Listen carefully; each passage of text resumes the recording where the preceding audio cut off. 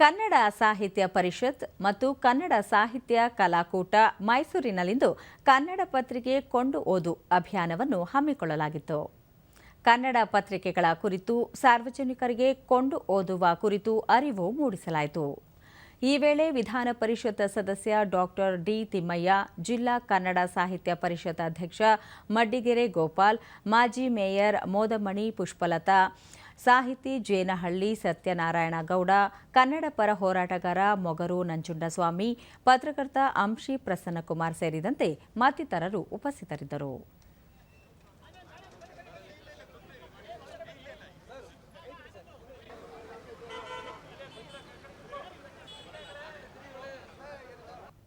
ಬಳಿಕ ಡಾಕ್ಟರ್ ತಿಮ್ಮಯ್ಯ ನಾಡು, ನುಡಿ, ಭಾಷೆ ಉಳಿವು ಮತ್ತು ಬೆಳವಣಿಗೆಗೆ ಹಲವಾರು ಮಹನೀಯರು ತಮ್ಮ ಜೀವನ ತ್ಯಾಗ ಮಾಡಿದ್ದಾರೆ. ಪ್ರಸ್ತುತ ಇತರ ಭಾಷೆಗಳ ಒತ್ತಡದಿಂದ ಕನ್ನಡವನ್ನು ಉಳಿಸಿ ಬೆಳೆಸುವುದು ಎಲ್ಲರ ಕರ್ತವ್ಯವಾಗಿದೆ. ಈ ಮೂಲಕ ಪತ್ರಿಕೆಗಳನ್ನು ಕೊಂಡು ಓದುವ ಹವ್ಯಾಸ ಬೆಳೆಸಿಕೊಳ್ಳುವ ಮೂಲಕ ಭಾಷೆಯ ಬೆಳವಣಿಗೆಗೂ ಸಹಕಾರ ನೀಡಬೇಕು ಎಂದರು.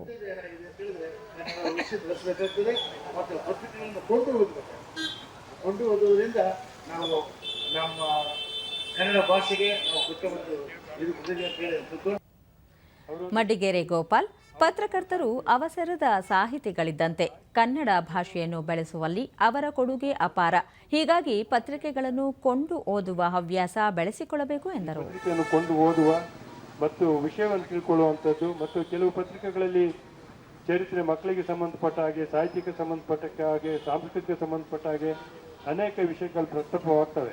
ಅವೆಲ್ಲ ಓದುವುದರ ಮೂಲಕ ನಮ್ಮ ಜ್ಞಾನಾರ್ಜನೆಯನ್ನು ಮಾಡಿಸ್ಕೊಳ್ಬಹುದು ಅಂತ ಹೇಳ್ತಾ ಅಂಶಿ ಪ್ರಸನ್ನಕುಮಾರ್, ವಿದ್ಯುನ್ಮಾನ ಮಾಧ್ಯಮಗಳ ವರದಿ ಜನರಿಗೆ ಬೇಗ ತಲುಪಿದರೂ ಪತ್ರಿಕೆಗಳನ್ನು ಕೊಂಡು ಓದುವವರ ಸಂಖ್ಯೆ ಇನ್ನೂ ಇದೆ ಎಂದು ತಿಳಿಸಿದರು.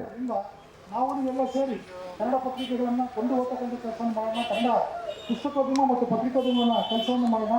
ಈ ದಿಶೆಯಲ್ಲಿ ಕನ್ನಡ ಸಾಹಿತ್ಯ ಪರಿಷತ್ ಮತ್ತು ಕನ್ನಡ ಸಾಹಿತ್ಯ ಕಲಾಕೂಟ ಏನು ಕೆಲಸವನ್ನು ಮಾಡ್ತಾರೆ, ಅದಕ್ಕೆ ಎಲ್ಲ ಕನ್ನಡಿಗರು ಕೂಡ ಕೈ ಜೋಡಿಸಿ ಅವ್ರ ಜೊತೆಗೆ ಕನ್ನಡ ಸಾಹಿತ್ಯ ಪರಿಷತ್ತು, ಕನ್ನಡ ಪ್ರಾತಿನಿಧಿಕ ಸಂಸ್ಥೆ